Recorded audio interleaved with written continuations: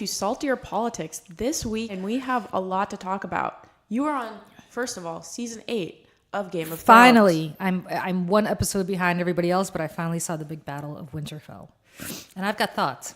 Let's hear the thoughts, reactions, musings, moral dilemmas. I'm not happy. I was bored. Okay, yes, it was. It was boring. Secondly, maybe my eyes are going, but it was super dark, and it was just here's this like epic world-changing battle, and it was kind of anticlimactic. I mean, how was the Arya? I wasn't. First of all, The Michael Jordan. Jordan. Knife switch. All 4'11" of her. I shouldn't judge because she's my height, probably, but of killing the Night King was pretty darn epic. It was, but that's all it took. Valyrian steel. Did we know this? That's all it would take to kill the Night King was just one jab of Valyrian steel. Like, why didn't fire kill him? Why didn't the dragon kill him? Wasn't he in some way? I don't know. But I don't either. I think he was created by Valyrian steel, by the children of the whoever. I'm so surprised right now because when Arya did that kill, I don't think I've ever got as excited watching any sporting event or maybe playing in a sporting event, but really watching one, I got up, I fist pumped. No. I don't do a lap around my building. All right. I have something that I want to complain about with Game of Thrones, and I was hoping I wouldn't have to complain about it because I was hoping that the writers would take pity on me and actually do something about this. How is it that Jorah Mormont, who's devoted the last 7.5 or 8 seasons to Khaleesi, ends up dying without her hooking up with him? I mean, he's a little old, and it wasn't. She would have just done it out of pity. It would have been a pity. It was worth it. Come on. No, he deserves it. He did everything for her, and the fact that he died unrequited while she's wasting her time with her nephew / brooder, boring Jon Snow, who I think is a totally boring character. I do agree with you with Mr. Snow. I do not want him to be victorious and on the throne. No, well, you know my feelings. I'm Team Jaime now that Jaime and Cersei, and I haven't seen this newest episode, so don't tell me if I'm missing something. But I'm definitely not Team Jon Snow. Jon Snow is just boring, and he's gotten more progressively sanctimonious and boring over the years. And unlike Sansa, who's very sanctimonious, at least she's not boring. She's had quite an arc, and in her, I am less able to guess what's going to happen with her. Yeah, predict it. And also, could we just talk now that he's dead, and I can finally talk about this because I've seen it, about poor Theon Greyjoy. So I feel like Theon Greyjoy never had. Nobody gave him a chance from the start. Like, think about Theon Greyjoy. Theon Greyjoy was born to this marauder, lame, second-tier king father. He gets given up as a hostage to the Starks from birth. Well, not from birth, but from a very young age. He's got one foot in one camp, another foot in another camp. Like, this poor guy never had a chance. And I think he's almost the most tragic figure. Everybody always thinks that Sansa's this tragic figure, and she's had a lot of awful things happen to her. But I feel like Theon Greyjoy is like a tragic figure in a way that no other character is. Because of that, I mean, this poor guy. When did Theon Greyjoy ever have the chance to do the right thing? By everybody, he never had. I don't know. I think he screwed over the Starks. He did it on behalf of his dad, right? I mean, that's the problem. He kind of, blood is thicker than water. And I kind of understand to some extent the push and pull of where he was coming from. He screwed them over. But on the other hand, what was he going to do? I mean, his house was at war with the Starks. He was a hostage. I mean, the Starks may have treated him well, but he was still a hostage. And you saw this in real medieval British history all the time when royalty would be forced to give up, kings would be forced to give up their sons to opposing kings as hostages for good behavior, and they may have been raised by those opposing kings, but the houses are still at war with each other. So I feel like he's just. I felt sorry for him. I think Bran, by the way, needs to lay off the pod or whatever he's on because enough with him already. Like the only time I got excited was when I thought the Night King was finally going to end it with him. I was completely over him. I was ready for Bran to be done. Yeah, I was ready for Bran to be done too. He's probably going to be the only one at the end who doesn't die. No. He's going to be the one standing there and sitting. Well, there's a theory that this is all. There's two theories that I've read. One is that Bran was the Night King, all along, which obviously is not the case. The other theory is that this is all some Samuel Tarly is basically narrating this whole thing as a master of the Citadel, and this is all some tale that he's telling.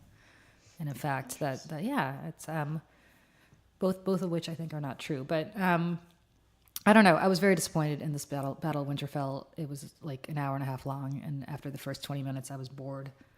And the only time that I got excited, Emily, was when your theory, which I don't know if you shared on this podcast you just told me off air, when your theory of all the dead Starks were going to come back to life. They zombified. Some of them zombified. Right. But not the ones we cared about. I wanted the moment Ned Stark. Like arose from the dead. A little bit, and then Sansa to have that moment where she looks her dead dad in the eyes. Maybe he's carrying his head or something. I thought that was a missed opportunity, and they should have consulted us. They should have consulted you. I thought that literally when that started to happen, when they zombified, I was like, oh my God, Emily's right. He's right. And I got so excited they were bringing Sean Bean back. And I got excited they're going to bring Catelyn or Robb back. But I guess maybe Sean Bean has other things going on. Sean Bean's always the character, by the way, in every movie, every single one where he dies. Like if you see Sean Bean in a movie or a TV show, count on it. He will be dead. Going back to when he was a villain in a James Bond movie 25 years ago. He was in a couple of Jack Ryan or one Jack Ryan movie back, I think, with Harrison Ford. I mean, consistently the bad guy, consistently dead at the end of the show. So I was hoping this would not be the case. I was hoping they would resurrect Sean Bean's career as a dead guy by resurrecting him literally, but that didn't happen. A theory I have now, and now that Arya did kill the Night King, so this theory is no longer as compelling, is that Arya would kill Jaime, wear his face, and then go kill Cersei. But now she already had her big kill. So do you think it's pretty much finished for the Arya Stark? By the way, you had shared this theory with me last week as well. And because you put that idea in your head when the Night King was approaching Bran, I thought, oh, maybe it's Arya wearing Bran's face, pretending to be Bran. That would have been really cool. All of these would have been cooler than what happened in real life. That would have been really By real life, I mean on a fantasy TV show that bears no resemblance to real life at all. It's a nice escape from. I love it, but I'm not super thrilled with this season, and I'm hoping they have a couple more left, right? Like maybe 4 or 5 episodes left, or maybe 3 or 4, and I'm hoping they're going to get into action. 4 left. Yep. I'm hoping my girl Cersei. Well, she's going to be back. I think you I can tell you in the next episode she is ruthless. Okay, That's awesome. all I can say. I love her. And Jon Snow. I'm hoping he gets a personality and stops looking like he needs some Malox every 30 seconds. And I did love when the little, I forget her name, the little queen killed the massive zombie. Oh, she was so great. That was a great death. Yes. Something Mormont. She was the head of Bear Island. She was great. Yeah, I liked her too. And it's a shame that they killed her. They killed a lot of people that I really liked. I loved Jorah and Theon. I thought they were both completely, probably the most complicated characters on the show, aside from maybe Jaime.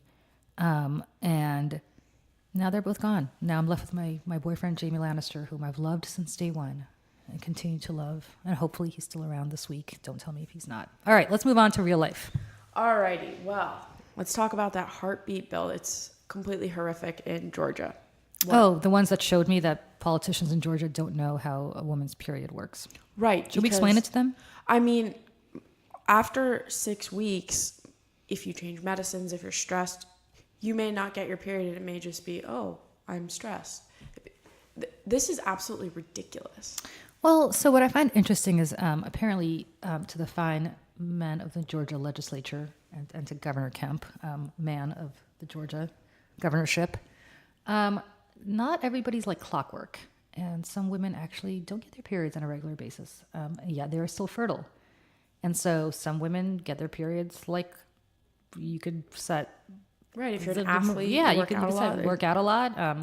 If you have eating disorders, a lot of those women have a hard time getting their periods. But it's not even if you're an athlete. I mean, a lot of people just are not by the clock. I mean, it's just the way it is. And to make them keep a pregnancy test by the nightstand to make sure that they're not pregnant is just absurd. And what you're essentially doing is, I mean, so all these people who think that they're banning abortion, you're not banning abortion. Here's what you're doing. Because history has shown when abortion is illegal that women will go to any means to end a pregnancy if they want to end a pregnancy. So you are forcing women to either self-abort, which puts their lives in tremendous peril. You're forcing doctors who believe they're doing the right thing to break the law to preserve a woman's life. And you're forcing, to me, it's a very classist thing to do, because honestly, if you've got the money and you're in Georgia and you're pregnant and you want to terminate a pregnancy, you're going to get on the plane to New York State or wherever else. And by the way, if you want to outlaw it nationwide, which Roe versus Wade's eradication would not do, just return it back to the States, women have the ability to get on the plane if they have the means to go to Canada, to go to France, to wherever. I mean, wherever abortion is legal. What you're doing is you're making women, many of them poor, a lot of them young, to the point where maybe teenagers and others, you're making them resort to things that they shouldn't be resorting to, or you're making them carry a pregnancy to term without giving them any support to take care of that baby after that baby's gone. I love these same states that have these crazy laws are the ones that do the least to help with neonatal stuff. I saw this amazing retweet that is exactly on your point. So she wrote, if a fetus is a person at 6 weeks pregnant, is that when the child support starts? Is that also when you can't deport the mother because she's carrying a U.S. citizen? Can I insure a 6 week fetus? Can I insure a 6 week fetus and collect if I miscarry? Just figuring if we're going here, we should go all in. Yeah, I mean, do I get to deduct the 6 week fetus in my taxes for that year? Exactly. Look, I mean, I'll tell you, as somebody who has been pregnant, I found out very, very quickly that I was pregnant because I was trying very hard to get pregnant. So I was going to the doctor a lot. And I knew that I was pregnant very early, before 6 weeks. And there really is nothing like seeing a heartbeat, or hearing a heartbeat, I should say, with your fetus. But I will also tell you, at 6 weeks, my son was not my son. I mean, he was somebody who eventually grew into my son and became my son. But he couldn't survive outside my womb at 6 weeks. He wasn't a person. He had no ability physically to survive. And I had my son at a time when I was very ready to have him and prepared emotionally, mentally, financially, professionally, in every single way to have him. And the life that I've been able to give him as a result of that is very different than the life I would have been able to give him if I were a 16-year-old and got pregnant, or an 18-year-old and got pregnant. And so I think there's something to be said for thinking through the larger aspect of this. This requires not, we talk about abortion like it's in a vacuum. What about talking about preventing girls from getting pregnant in the first place through real sex ed, not teaching them abstinence, which we know doesn't work, but teaching them means how to not get pregnant, providing them with birth control to make sure they don't get pregnant unless they want to. Exactly. Stop stigmatizing sex like it's the worst thing in the world, when in fact it's a very serious thing that leads to very serious lifelong consequences potentially. And so you have to prepare these girls and boys too, and men and women, for the life-changing potential consequences of this, which means that you don't ignore the elephant in the room, which is, hey, you may wish that kids were abstinent. You may wish that people only got pregnant when they wanted to, but sometimes they don't. And you have to teach them the means to avoid pregnancy if they don't want it. And you have to, if they do have children, and you insist that they have these children, even if they don't want to, you've got to provide them with the support to help raise those children. Instead, what we do is we shame these people. We look at them and say, oh, it's your fault for getting pregnant by mistake. You're on your own. Right. That's a very heartless and cold and awful thing to do. And I would say, for those of us who've never had an accidental pregnancy, there but for the grace of God. And that's something that I think every hypocrite out there needs to understand. There but for the grace of God. It's a sentence to the innocent, too, to a baby who's not wanted by a mom, and someone who knows they're not going to take care of something, to put that kind of resentment on an innocent is an awful thing. Yeah, and I guess the counter version of that as well, you're for people who believe that life begins at conception. And Alabama passed an even more restrictive law, by the way, which basically outlaws all abortion, period. I think it actually starts with outlawing abortion at conception, excuse me. Not even the heartbeat, but just you can't have it, which I think will be, I suspect, overturned by the courts. Well, the Supreme Court in 2016 overturned one from North Dakota. But do you think now that the balance has shifted in the Supreme Court that this... I don't know. I mean, look, Kavanaugh assured Susan Collins of Maine, and Susan Collins, this is so on you if I'm wrong about this, but Susan Collins claimed that Justice Kavanaugh, before he became Justice Kavanaugh, assured her that he believed that Roe versus Wade was precedent and the law of the land and yada yada. I have no idea. I don't know what he's going to say about that or how he's going to vote on that particular issue as a justice.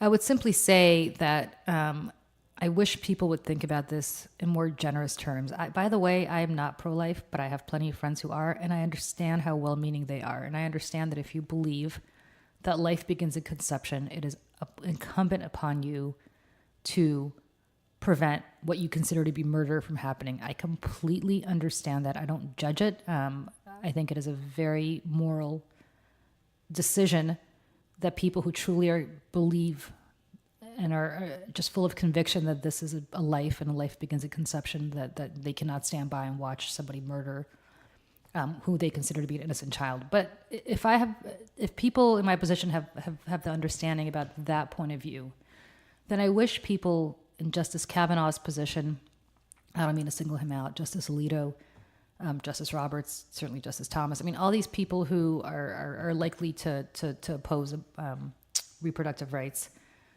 that they understand that this is also about the lives of women and the fact that these women are being forced to carry fetuses to term at a time when they don't even know they're pregnant and can't do anything about it. And again, it's really only going to impact younger and poorer people, because people who can afford a plane ticket will take care of it. They will take care of it. And so what you're going to have in Alabama and Georgia are a lot more people looking for financial support from the state because they cannot afford to take care of the children that the state has mandated that they have. You are sentencing these women to an awful life, and you are sentencing these children to one of two things: either botched abortions, which will happen and increasingly so, or you're sentencing these children to a life of just a life that I think no mother would want for her kids, because I would think that, look, I have plenty of friends who've had babies when they got pregnant by accident. They weren't planning on having another baby, but they had them and they love their kids and everything's great. But there are also people in a position to do that. There are also people who made an affirmative decision, to basically say, oh, whoops, I got pregnant. I wasn't planning on having a second kid or a third kid, but I did, and I'm going to do it. This is not that. No. This is actually not giving people the choice to have a child accidentally. And I'm sure there's going to be people tweeting me or emailing saying, well, my mother got pregnant as a teenager and she wanted to have an abortion. She decided against it. And, here I am as a, successful adult and she's so happy she had me. Absolutely. Right. That's this great. Is not what, exactly. That's great. And that's great for you. And that's great for your mom. And I'm really happy that she made that decision. All I'm saying is that she had the ability to make that decision. And, these women will not. And I think that's very sad. And I'm kind of, I can't believe this is America in 2019. Well, and just a quick side note to that, it's the only exception to that is if in the case of rape or incest, but that's only if the woman files a police report. And then we know all the implications of how, there are some cases where it's a dangerous situation, a domestic violence situation, a violent household, where filing a police report isn't possible or can't happen. So these exceptions to this... I don't get these exceptions because I'll say two things. Either you think abortion is murder. Right, so then you can't have an exception. So you can't have an exception, right? If abortion is murder, and you believe that a child is a child and you're not going to punish an innocent child, then why are you punishing an innocent child who's the product of rape or incest, right? So right away, the rape and incest exclusion to me is ridiculous. Negates the whole point. Negates the whole thing. Either you are somebody who considers a fetus a life at the age of conception / 6 weeks, or you don't. And if you do, then it doesn't matter how that baby came into being. That's one. Two, put yourself in the situation of a 14-year-old girl who gets raped by her dad, right? And she now has to go to the police on her own and tell the police that her father raped her. And what the consequences for her are awful. She has to go to a foster home or make a decision whether to stay in her house or go to a foster home. She's effectively on her own as a 14-year-old. She has to watch her father go to prison. That takes a very strong 14-year-old girl to do, rather than just go. She has to tell her mother, presumably, if the police find out about it, and her mother may or may not take sides with her against her father. Who knows? I mean, there are so many consequences to what you're asking young girls to do who are in no position. And by the way, I don't even know at the age of 14 whether I would have, luckily, mercifully, of course, I was never in the situation, but whether I would have had the wherewithal to even know how to file a police report or... Right, to go about this after a trauma has already happened. Yeah, I mean, you're effectively raped by a family member. And now through all that... And the fact that they need to buy a pregnancy test, too. Yeah. Within a 6-week time... my brain wants to explode. The whole thing is awful, and it's heartless, and it doesn't take into account real life situations. All it does is take into account this whole mantra about, we're pro-life. Well, if you're pro-life, then be pro-life all the way, cradle to grave, or even more before cradle, conception to grave. Don't be pro-life where you don't care about the child once it's born. You don't provide for neonatal or perinatal health for the mother. That you want to throw mothers off of welfare if they have an extra kid. I guess how they have the extra kid, you're forcing them to do it. Right. There's so many real life consequences to this, and I think it's tragic. And I wish, this is why I wish more women were in office, because even women who are pro-life, I think, have more sympathetic viewpoints about how this affects people than men do. Because every woman I know, every single one, I shouldn't say every single one, every straight woman I know has had a pregnancy scare in her life, me included. And at a time when you hope to God that you're not pregnant. And there, but for the grace of God, go some of us, but not all of us. And I think any woman who's been in that situation, and that is, as I said, most straight women, understand that and understand the need to be a little bit more empathetic about the laws that we're passing. Well, moving on to our next subject, speaking of empathy, a Warwick, Rhode Island school district has made any student with an unpaid lunch debt, they're automatically given a sunflower seed butter and jelly sandwich instead of hot food, which the implications of this are absolutely horrific for the long term, for the long term that it just does to the child's self-worth. And then going into an adulthood, I can't believe that a school district would, for poor children, point them out if they have debt. It's poor shaming, right? I mean, guess what happens when you're 15? Again, I'm going back to the 14, 15-year-old. Forget 14, 15, 7th. What's worse than 7th grade? Is there any period in your life that's worse than 7th grade, 7th or 8th grade? No, that's the braces, the pimples, you're discovering boys, you're discovering girls, and you're just, your body's out of whack. I mean, I was perfect, but for yeah, you know what? I had an awful perm. I'll show you pictures. Really horrible braces. I developed a little bit on the earlier side, so it was just an awful time. But I will say that in addition to all of that, you now have to worry about being made fun of because everybody knows why you're eating that sunflower butter, whatever that is, sandwich. Or you just go hungry and pretend that you're not hungry and that's why you're not eating anything. It's awful. And I understand that they're saying we have a shortage and we're owed hundreds of thousands, if not millions of dollars in food payments by parents. But I'm of the opinion, actually, if we spend money on anything, and we seem to always find money for wars, we seem to find money for everything, we shouldn't have free or reduced lunches in schools. Everybody should get a free lunch in school. And for so many people, that is the only hot lunch that they have a day. Correct. But, for some of these people who get reduced fare lunches, if your parents make an extra $5, you don't qualify. Right. You may not qualify. So you have to really choose between eating or not eating.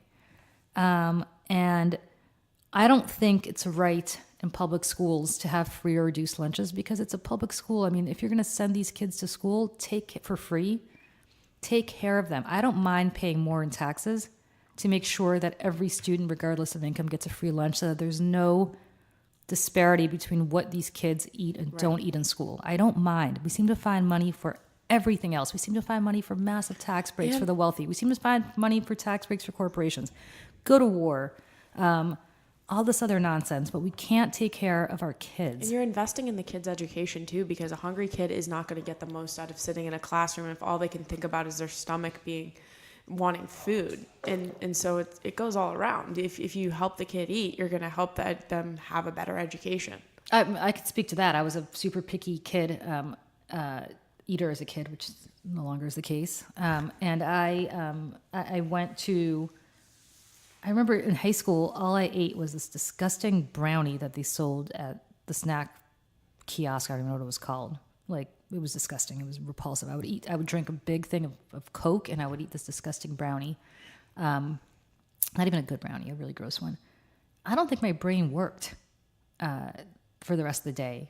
I just think it was hopped up on sugar. And the whole thing cost me about $1.50 for the Coke and the brownie combined.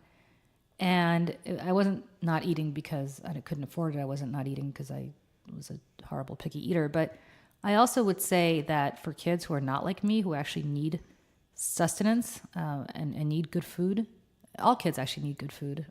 They should have it, regardless of their parents' ability to pay. And so I think this is cruel. In Warwick, Rhode Island, by the way, I think something like 30 or 40% of their students are on free and reduced lunches. Rhode Island, it's right outside Providence. I actually know it well. It's the top unemployment it used to be when I went to school there, the top unemployment in the country. For such a small... and of course, I went to college in Boston. You went to college in Providence, so Rhode Island. That part of Rhode Island is not wealthy. No.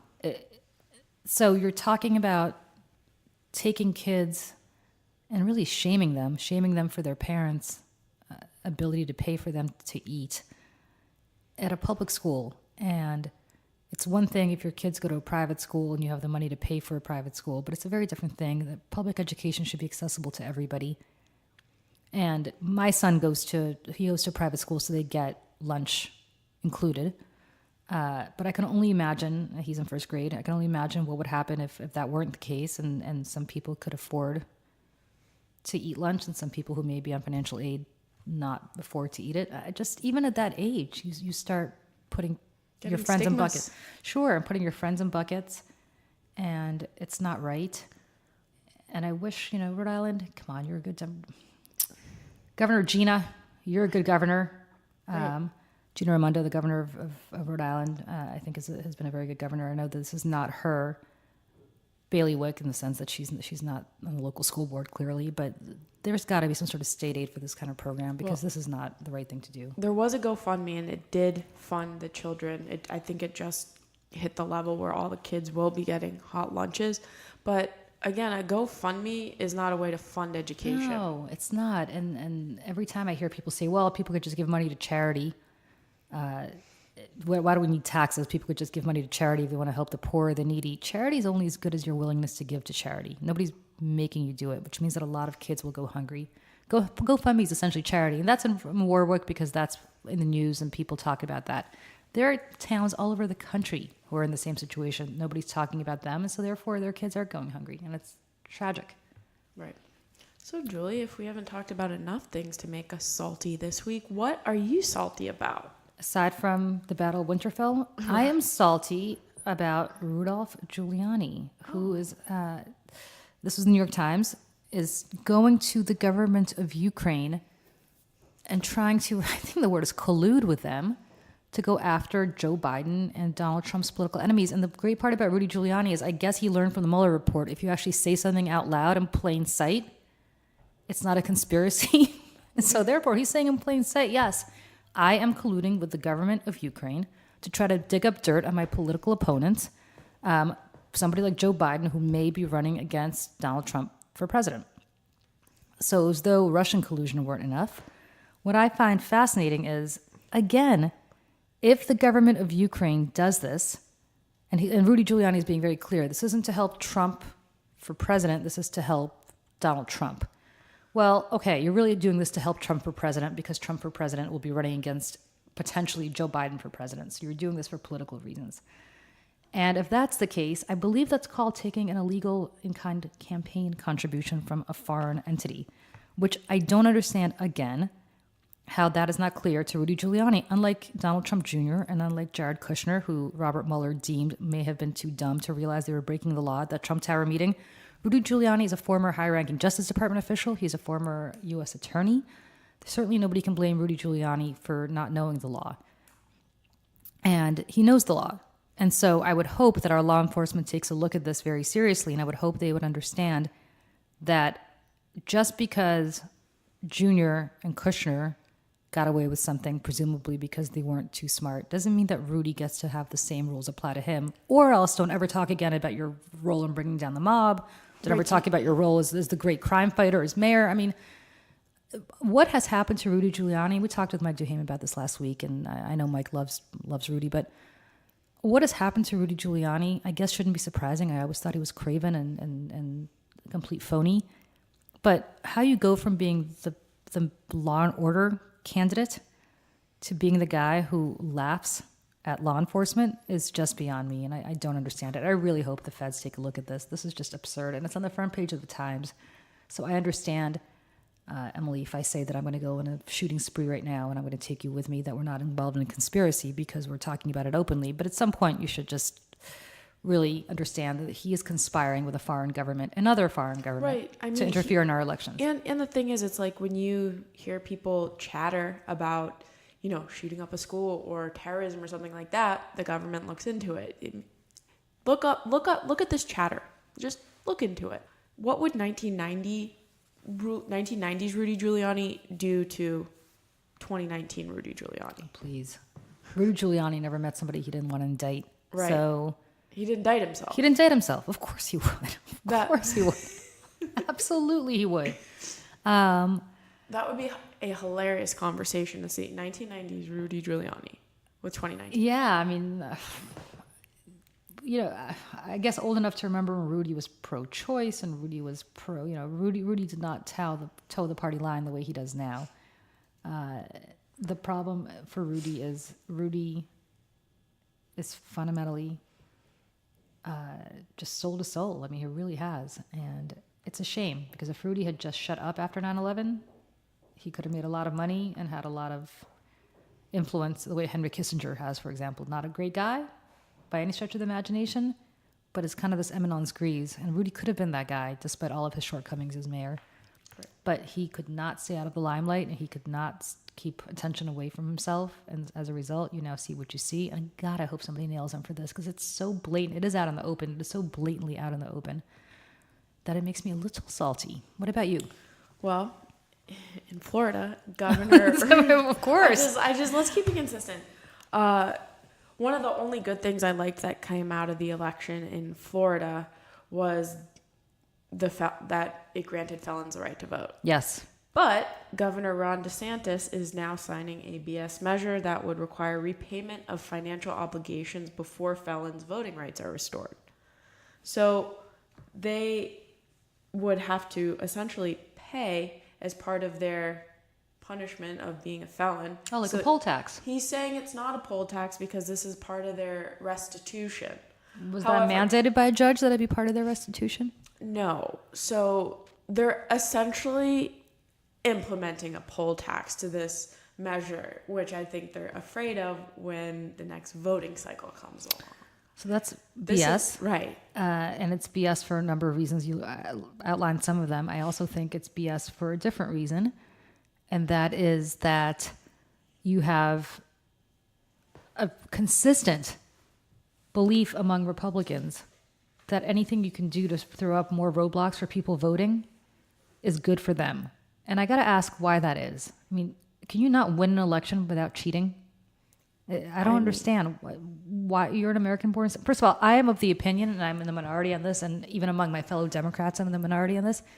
I would give felons the right to vote when they're in prison at their last known place of registration. I'm not saying that we need to have prisons have entire voting cities, but when did you stop being an American? I mean, you have the right to vote. You don't have your citizenship taken You have away. the right to a jury. Sure. So, I mean, I don't understand. So my attitude is you killed somebody and you live in New York City when you did it, and then you go for life, you go away for life to, I don't know, Attica. Is that even a place anymore? I don't know. Some maximum security prison in upstate New York. You vote by absentee ballot in New York City. I don't have a problem with that. I know a lot of people do, a lot, including many members of my own party. But I truly believe that there are punishments that meet the crime. And if you kill somebody, for example, your punishment is that you're locked up for the duration of whatever your sentence is. But why your voting rights are taken away, that I don't understand. You're an American citizen. Nobody's stripping you of that citizenship. Are you over 18? Yes. Are you an American citizen? Yes. Then you should have the right to vote. It's a sacred right, and it's not a privilege. I think it's a right. And to take rights away from people who have done their time, done their service, pay their dues to society, are coming back into society, whatever the judge has mandated they do, whether it's serve their time or pay a financial penalty or community service, they have done that, presumably, if they're done with their sentence.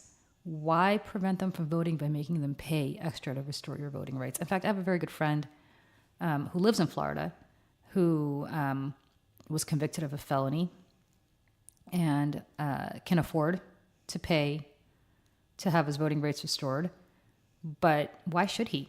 I know exactly what his sentence was, and he's in the process of completing it. And when he's done with completion of that sentence, I don't understand why he needs to do one more thing to be able to exercise his right as an American citizen over the age of 18 to vote. Exactly. And, it brings a sense of pride when you go into the voting booth. It makes you proud of where you're from and proud to be an American. And why wouldn't you want to give that? And we're all equal, by the way. Exactly. Right? Like, the nice thing about us is a felon is as much of an American citizen as the president of the United States.